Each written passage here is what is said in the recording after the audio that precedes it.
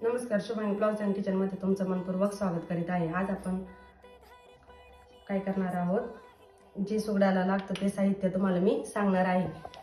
मकर संक्रांती आणि त्यासाठी लागणारे साहित्य मी तुम्हाला दाखवत आहे। याला काय म्हणतात, वावसा। आता हे बघा काय घेतलेलं आहे। हे आहे हरभरे, हे आहे वालाच्या शेंगा, हे बोर, गाजर आणि हे आहे गावाच्या वंब्या।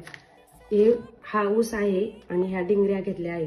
हे बिबेचे फुलं, ह्या भुईमुगाच्या शेंगा आहे आणि हे आहे आपलं ज्वारीचं कणीस।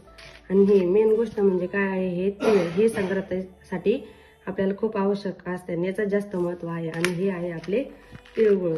तिळगुळ घ्या आणि गोड गोड बोला। आता हे सर्व मिश्रण आपल्याला काय करायचं आहे, एकत्र करायचे आहे आणि वावसा तयार करून घ्यायचा आहे। बघा आता मी एक एक सर्व काही यामध्ये ऍड करून घेणार आहे। बघा आता हे सगळं साहित्य आपण एकत्र केलेलं आहे आणि हे आपल्याला सुगडामध्ये भरून घ्यायचं आहे।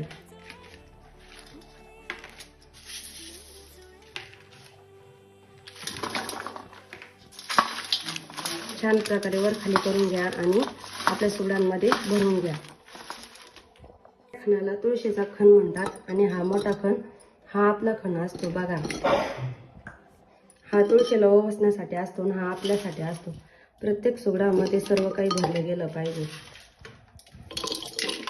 मी तुम्हाला दाखवत आहे तसं। बघा आता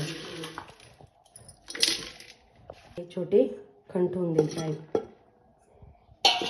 त्यात सुद्धा आपल्याला वसा भरायचा आहे। आणि तो कसा पहा, हे बघा आपले वसा तयार झालेला आहे आणि सगळे सुगडे सुद्धा भरून झालेले आहे। आता वसायचा आजचा टायमिंग आहे 3च्या नंतर। तुम्ही सर्वांनी 3च्या नंतर वसा। मकर संक्रांतीच्या तुम्हाला खूप खूप शुभेच्छा। तिळगुळ घ्या, गोड गोड बोला।